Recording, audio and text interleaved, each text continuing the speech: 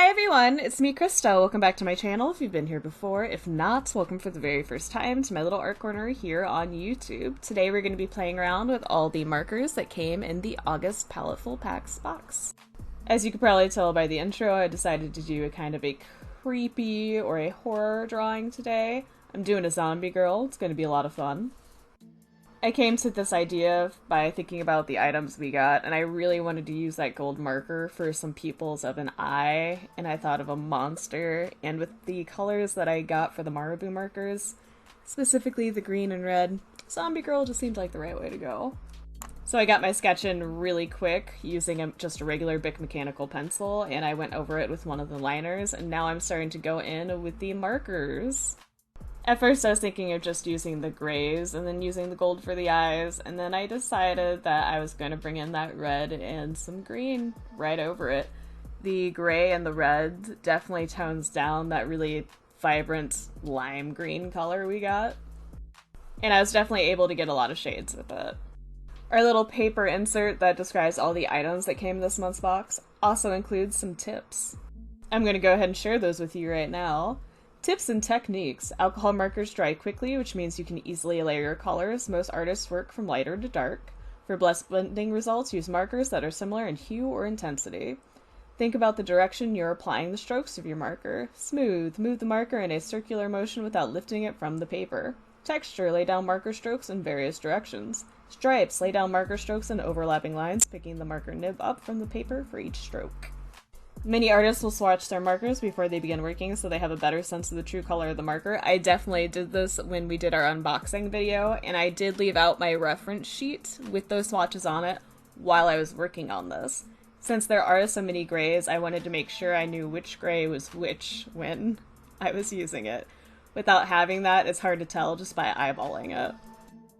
You could apply the Marabou sketch markers over the Art Alternatives fine liner pen, or apply the pen on top of the markers, so it works both ways, and I did do that. The liners didn't smudge when I started going ham with the markers, so that's pretty great.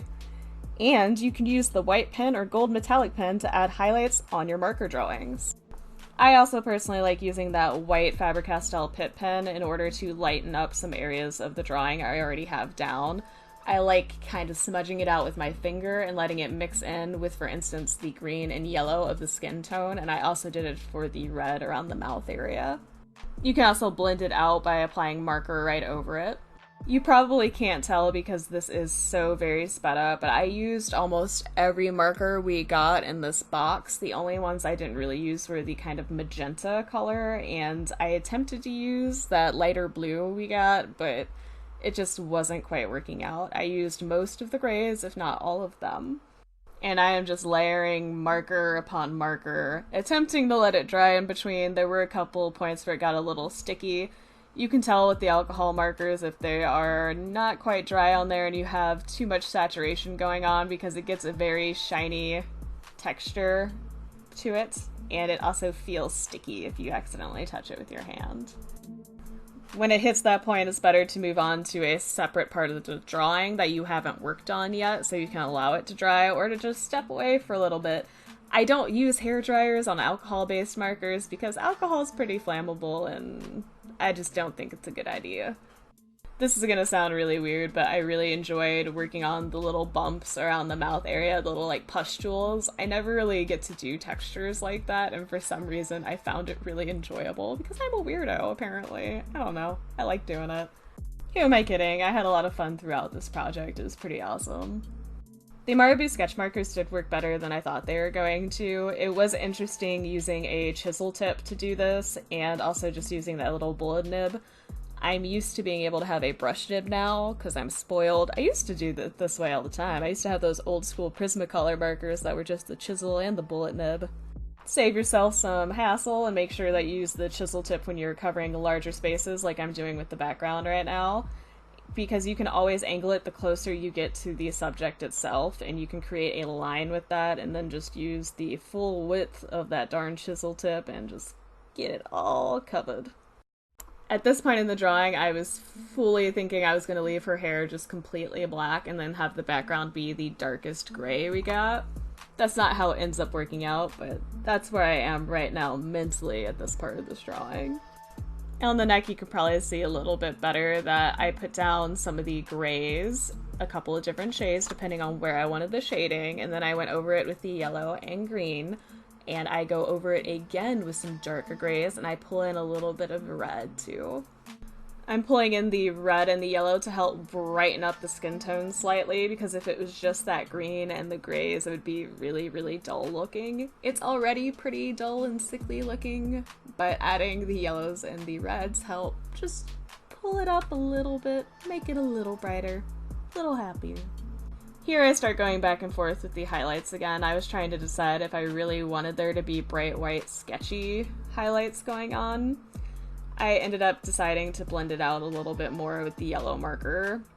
With the white on it like this, I just think it makes her skin tone a little too ashy. I mean, she's a zombie, yes, but I wanted some kind of brightness and life to it.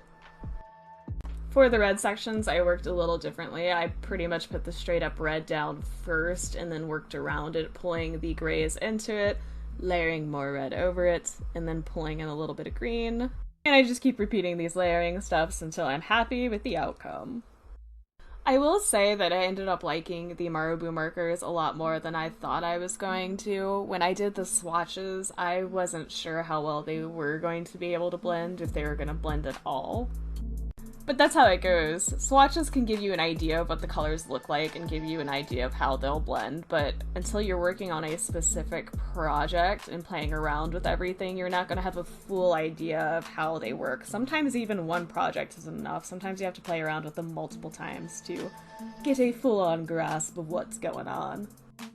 At this point, I'm still contemplating leaving the hair a deep black color with some highlights and some grays pulled in over it. By highlights, I mean using that Faber-Castell white pit pen and then going over it with the lighter grays. I wasn't really liking how that was turning out, and I wanted to use the gold marker more. So I do end up doing that in a little bit. I also pulled the black Marabu marker into the background, so that is not just a flat one shade of gray.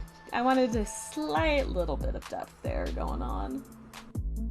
And I apologize right now if you hear any thumping or chirping in the background. It's apparently crazy kitty time for one of the cats, and I cannot stop that from happening.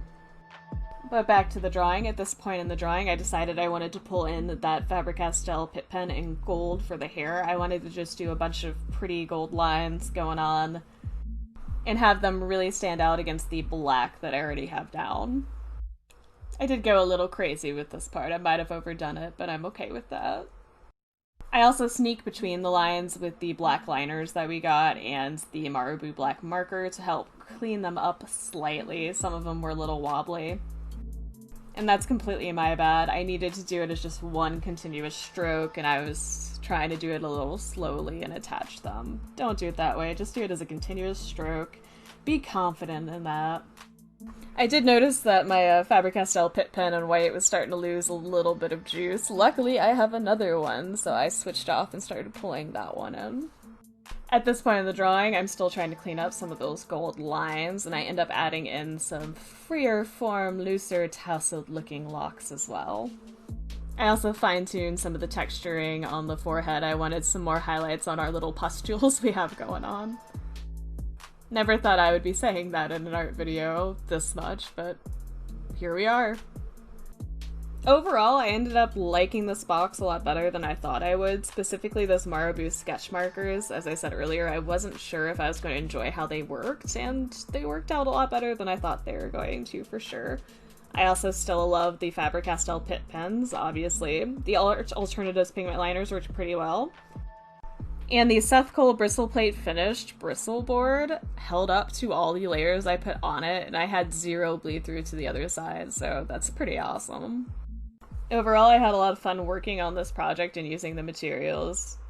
It's always nice for me to do a spooky drawing or painting after a while when I haven't done one. Makes me feel all good inside. And with that, this project and therefore this video is pretty much done. If you liked it, please hit that like button. If you have any comments, questions, feelings, or concerns, or you've used any of the items in this month's box, let me know all about that in that comment section down below. If you want to see more videos like this, please feel free to subscribe. I do Paletteful Packs unboxings and projects once a month. As always, thank you so much for taking the time out of your busy day or night to watch this video. I greatly appreciate it. I look forward to hearing from you guys soon, and you'll definitely be hearing from me soon. Bye, everybody!